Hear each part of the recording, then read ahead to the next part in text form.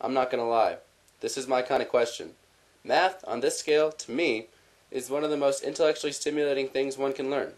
That all being said, this question would be extremely difficult to do using handwritten matrix algebra and summation notations. However, my favorite proof of this question is very elegant and requires only a few lines. Observe.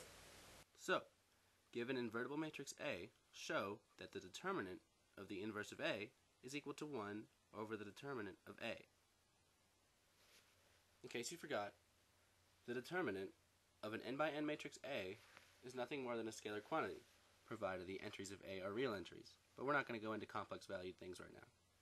More importantly, if the determinant of A is non-zero, then that means that the system AX equals B has one unique solution. Now, here's the key feature to this proof. Perhaps the most important property of determinants states that the determinant of the product of two matrices is in fact equal to the product of the original two determinants. I'll say that one more time. The determinant of a product is just equal to the product of the determinants. Now, let's go back to our original matrix A. A is invertible. That means there's A inverse, which means A times A inverse will give us the identity matrix. Now, since both of these sides are equal, we can say that the determinant of A times A inverse is in fact equal to the determinant of the identity matrix. Now, the determinant of the identity matrix is by definition 1. Keeping that in mind, we see that the determinant of A inverse equals 1. Now, using that fundamental property we just talked about, we see that the determinant of A times the determinant of A inverse is in fact 1. Now, all that's left to do is to do the division.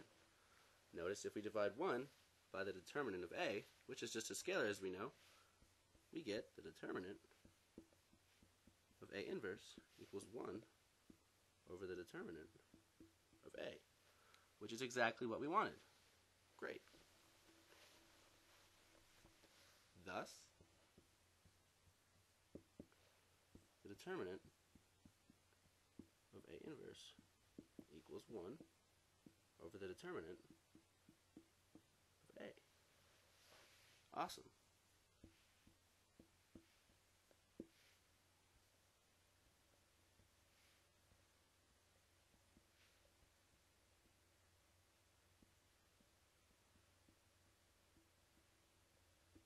Ta-da!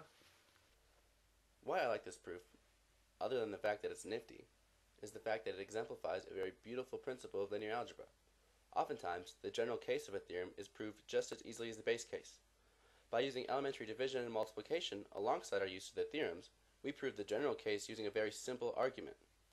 Proving this question as we did nicely illustrates that while math may get very complicated in its upper echelons, the rudiments often prove to be a most useful tool. That's why I love math. There's often a deeper moral to be found. We just have to look.